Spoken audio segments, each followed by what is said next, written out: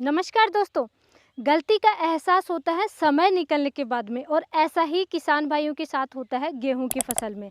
देखिए, गेहूं की फसल में किसान भाई का कंपटीशन होता है पड़ोसियों से और गांव से।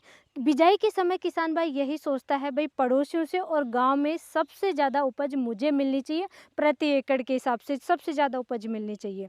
लेकिन दोस्तों, बिजाई के समय किसान भाई तीन चार ऐसी छोटी छोटी गलतियां कर देते हैं जिसकी वजह से फसल तो कमजोर रहती है, फसल में पीलापन रह जाता है, फुटाव कम होता है, कल्ले कम निकलते हैं, उपज पे बहुत ज़्यादा फर्क पड़ता है। और उससे भी बड़ा नुकसान होता है क्या दोस्तों, हमें भी पता है और आप भी जैसे कमेंट करके ज़रूर बताना, पड़ोसियों के ताने, गांव में ताने मिलते हैं, भाई तेरी फसल बहुत कमज़ोर रह गई है। और अगर मेहनत से प्रॉपर तरीके से बिजाई करते हैं, फसल बहुत अच्छी होती है, तो दोस्तों आसपास में सामने नहीं तो पीछे से तारीफों के पुल जरूर बांधे जाते हैं कि हाँ, उसकी फसल बहुत अच्छी है, बहुत अच्छी पैदावार लेते हैं। हमारे साथ भी होता है, जब हमें कोई आकर के बोलता है, बड़ा मोटिवेट होते हैं हम लोग कि आपकी तो अनीता जी मौसम्बी में बहुत अच्छी पैदावार मिली है, अनार में बहुत अच्छी पैदावार आपको मिल रही है, बहुत अच्छी क्रॉप है आपकी, तो हमें और मोटिवेशन मिलता है और मेहनत हम करते हैं। ऐसे ही किसान भाई के साथ गेहूं की फसल में होता है। दोस्तों, बिजाई के समय मेन मुद्दा है, क्या ऐसी छोटी छोटी गलतियां हैं जिनको ध्यान में रख करके आप बिजाई करेंगे तो तारीफों के पुल भी बंधेंगे, पैदावार भी सबसे अच्छी मिलेगी। क्या मिस्टेक है जो आप करते हैं बिजाई के समय, और मोस्टली 90% किसान भाई कर देते हैं ऐसी गलतियां, तो वो क्या क्या सावधानियां हैं जिनको ध्यान में रख करके गेहूं की फसल की आपको बिजाई करनी चाहिए, कंप्लीट आज की वीडियो में डिटेल से डिस्कस करूंगी। गेहूं की खेती करने जा रहे हैं तो लास्ट तक आप भी जरूर बने रहें। तो गेहूं की बिजाई के समय सबसे पहला और ज़रूरी कार्य है वो ये है दोस्तों, गेहूं की एक ही खेत में लगातार कंटिन्यू 2 साल 3 साल 4 साल से आप खेती करते आ रहे हैं, तो उसी सेम खेत में ही आपको दोबारा गेहूं की बिजाई नहीं करनी चाहिए। अब आपको नहीं करना चाहिए। अगर 2 साल कंटिन्यू बिजाई कर चुके हैं, 2 बार कंटिन्यू आप फसल ले चुके हैं गेहूँ की, तो थर्ड टाइम आपको तीसरे टाइम दूसरे खेत में बिजाई करनी चाहिए। फसल चक्र अपनाना बहुत ज़रूरी है। वैसे तो कोशिश कीजिए हर साल आप अलग अलग खेतों में बिजाई करें गेहूं की, प्रोडक्शन उत्पादन बहुत अच्छा मिलेगा। लेकिन क्योंकि अभी खेतों की साइज हो रही है छोटी, तो ऐसी सिचुएशन में आप 2 साल तक तो कंटिन्यू सेम खेत में बिजाई कर सकते हैं, लेकिन उसके बाद में तो आपको चेंज करना ही पड़ेगा। अगर 3 साल 4 साल से कंटिन्यू करते आ रहे हैं और आप खूब खाद पानी देंगे, बहुत अच्छी तरीके से बिजाई करेंगे, तब भी उपज पे बहुत ज़्यादा फर्क पड़ेगा। तो फसल चक्र अपनाना बहुत ज़रूरी है, क्रॉप रोटेशन अपनाना बहुत ज़रूरी है, ये फर्स्ट आपको ध्यान रखना है। सेकंड है दोस्तों, खेत की तैयारी आपको कैसे करनी चाहिए, ये सबसे ज़रूरी है। देखिए, टॉप वैरायटी का सीड लेकर के आएंगे, लेकिन अगर खेत की तैयारी अच्छी नहीं की, तब भी आपकी उपज पे फ़र्क पड़ेगा, फसल कमज़ोर रहेगी आगे चल कर के। और जो दीमक वगैरह जैसी समस्याएं आती हैं गेहूं की फसल में, सबसे ज़्यादा दीमक की समस्या बहुत ज़्यादा आती है, वो समस्याएं देखने को मिलेगी गेहूं की फसल में। सबसे पहले तो दोस्तों, कोई भी फसल है, जैसे बाजरे की कटाई की है, मूंग है या गंवार है, धान है, ऐसी फसलों की आपने कटाई की है, कटाई करने के बाद में जो फसल अवशेष हैं उनको सड़ाना बहुत ज़रूरी है, उनको डिकम्पोज करना ज़रूरी है। कोई भी फसल कटाई से लेकर के नेक्स्ट फसल की आप बिजाई करोगे, उसके बीच में कम से कम 15 दिन का गैप होना चाहिए, अदरवाइज तो 20 दिन का गैप ज़्यादा अच्छा रहेगा। कोई भी फसल अवशेष है उनको रोटावेटर से मिलाइए, या आपके पास जो भी चीज़ है उसी से आप मिट्टी में मिलाइए, मिक्स करके पानी चलाना है। और आप 2-3 चीज़ें चला सकते हैं पानी के साथ में, ताकि फसल अवशेष है वो जल्दी से डिकम्पोज हो जाए। उसके लिए दोस्तों आप वेस्ट डिकम्पोजर चला सकते हैं, बैक्टीरिया चला सकते हैं, जीवामृत आप चला सकते हैं, कुछ भी नहीं है तो गौमूत्र और गुड़ का पानी आप चला सकते हैं। या फिर अगर आपके पास यूरिया है तो यूरिया भी छिड़काव करके कुछ किसान भाई पानी चला देते हैं, उससे भी जल्दी डिकम्पोज हो जाएगा। तो बहुत सारी चीज़ें हैं, कोई भी एक चीज़ आप इस्तेमाल कीजिए और फसल अवशेष को डिकम्पोज कर लीजिए। उसके बाद में फिर से आपको जो भी आपके ऑर्गेनिक फर्टिलाइज़र डालना है, जैसे गोबर की खाद वगैरह डाल रहे हैं वो आप डालिए, कोई भी चीज़ें डालनी है वो डालिए, अच्छे से जुताई कीजिए, प्लेन कीजिए, खेत को पाटा ज़रूर लगाइए आप दोस्तों, समतल कीजिए, जैसे हमारी तरह आप जुगाड़ भी कर सकते हैं, इस तरीके से आप कीजिए। अब है थर्ड चीज़ दोस्तों, बेसल डोज में क्या डालें गेहूं की फसल में, ये सबसे बड़ी समस्या होती है। देखिए, किसान भाई पोटाश नहीं डालते हैं, सल्फर नहीं डालते हैं, कुछ ऐसी गलतियां होती हैं। क्या डालना चाहिए और कैसे डालना चाहिए, ये सबसे ज़रूरी है। बेसल डोज में संतुलित मात्रा में डालना है फर्टिलाइज़र, और संतुलित पोषक तत्व गेहूं की फसल को देने हैं, जो उसकी आवश्यकता रहेगी उस अनुसार आपको बेसल डोज में फर्टिलाइज़र डालने हैं। सबसे पहले तो आप ये देखिए, कोई भी पौधा जर्मिनेट होता है गेहूं का, जैसे ही जर्मिनेट होगा नीचे बहुत सारी, आप देखना जैसे ही थोड़ा सा ग्रो करेगा नीचे सफ़ेद जड़ें बहुत सारी होती हैं गेहूं में, और गुच्छे नुमा जड़ें होती हैं जो वाइट रूट होती हैं, खाना खाने वाली जड़ें होती हैं। ये अच्छे से डेवलप होंगी तो ऊपर फुटाव बहुत अच्छा होगा, जड़ों का विकास अच्छा होगा, तभी ऊपर ज़्यादा कल्ले निकलेंगे।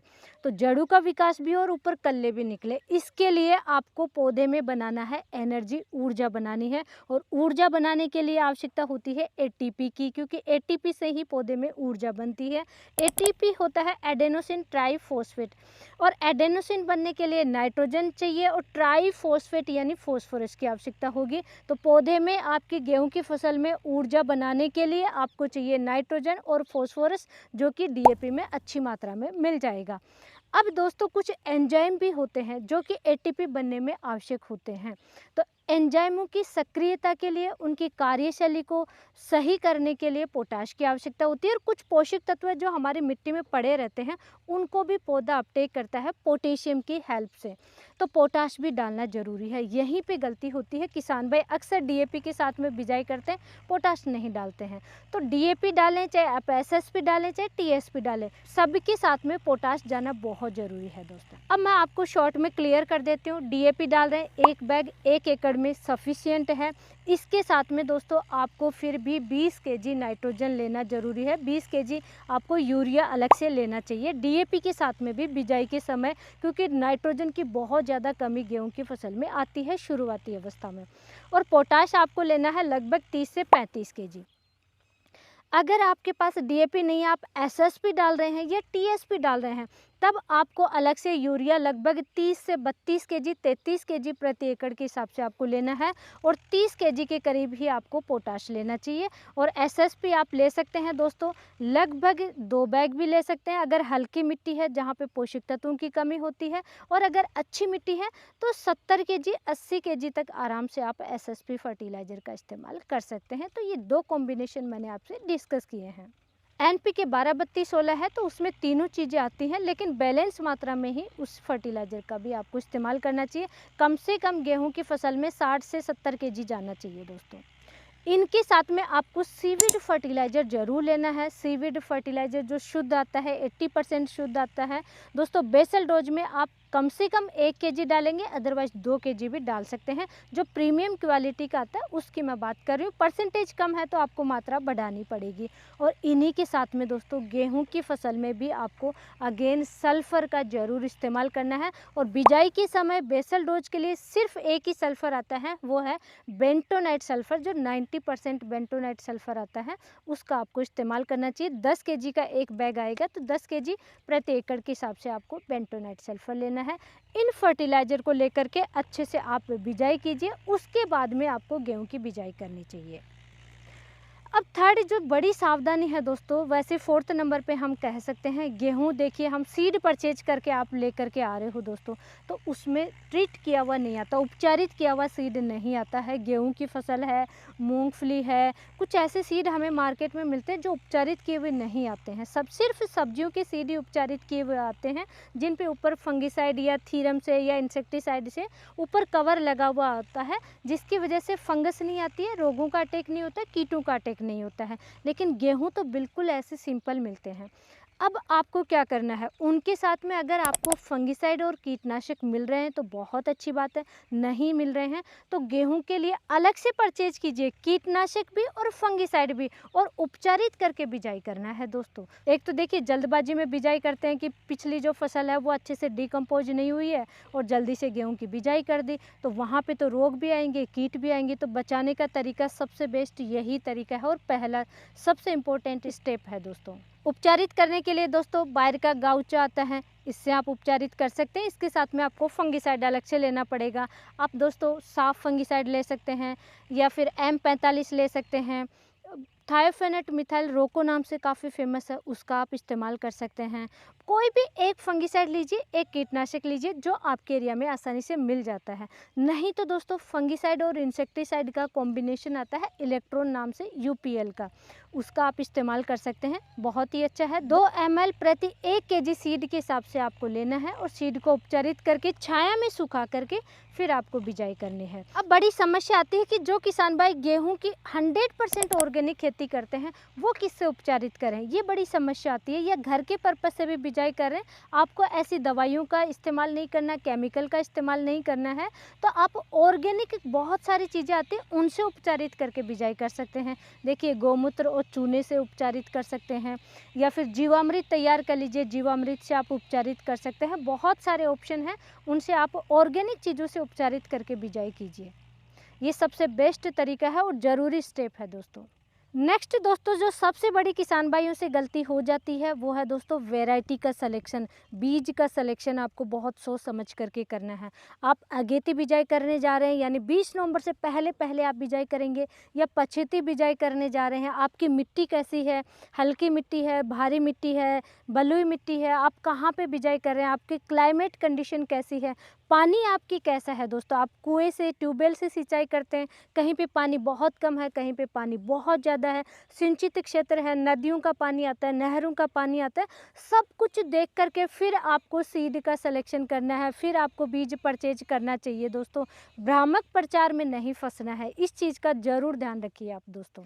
एक जो कन्फ्यूजन रहता है किसान भाइयों को हमेशा, क्या गेहूँ की घर की सीड की ही बिजाई कर सकते हैं? बेझिझक आप कर सकते हैं, लेकिन आपको एक कार्य करना पड़ेगा। घर का सीड ले रहे हैं तो दोस्तों उसमें कुछ छोटे सीड भी होते हैं, तो आपको क्या करना है, कोई छलनी से छान लेना है, छान करके छोटे सीड अलग कर दीजिए, अच्छे सीड है, अच्छे बीज हैं, उनको आप लीजिए और उनको भी आपको उपचारित करना है, और उसके बाद में आप बेझिझक बिजाई कर सकते हैं घर के सीड की भी। दोस्तों सीड की मात्रा परफेक्ट लेनी है। अगर आप 20 नवंबर से पहले बिजाई कर रहे हैं, या अगेती बिजाई आप अभी जैसे कर रहे हैं, हमारा वीडियो देख रहे हैं, आप अभी बिजाई करने जा रहे हैं, तो 40 kg प्रति एकड़ के हिसाब से लेना है। अगर आप पछेती बिजाई करेंगे तो दोस्तों आपको 50 kg प्रति एकड़ के हिसाब से सीड आपको लेना चाहिए। अगर 60 kg 70 kg आप सीड लेंगे, सीड थोड़ा सा ज़्यादा ले लिया तो नुकसान क्या होता है दोस्तों, सीड ज़्यादा ले लिया, प्लांट वहाँ पे ज़्यादा जर्मिनेट हो जाएंगे, उसकी वजह से पौधों में ग्रोथ के प्रति कंपटीशन हो जाता है आपस में, ना तो जड़ों का विकास होता है, ना ही वहाँ पे कल्ले ज़्यादा निकलते हैं, और बढ़वार फुटाव तो बिल्कुल भी नहीं होता है। तो ज़्यादा बिजाई करेंगे, पौधों में आपस में ग्रोथ के लिए कॉम्पिटिशन हो जाता है, वहाँ पर किसान भाई को बड़ा नुकसान होता है, कल्ले नहीं निकलते हैं, फुटाव नहीं होता है, तो ज़्यादा सीड भी आपको नहीं लेना चाहिए। अगेती बिजाई के लिए 40 kg, पछेती बिजाई के लिए 50 kg प्रति एकड़ के हिसाब से आपको सीड लेना है। दोस्तों गेहूं की फसल में और किस टाइप की समस्याएं आती हैं, कमेंट करके हमें ज़रूर बताइए। नेक्स्ट वीडियो में हम कवर करने की कोशिश करेंगे। और आप कितनी दूरी में ऑर्गेनिक खेती कर रहे हैं या किस टाइप से खेती कर रहे हैं गेहूं की, वो भी हमें कमेंट करके ज़रूर बताइए। और आज की नॉलेजफुल जानकारी के लिए वीडियो को लाइक कीजिए, चैनल को सब्सक्राइब कीजिए, ज़्यादा से ज़्यादा किसान भाइयों तक शेयर ज़रूर करें। धन्यवाद।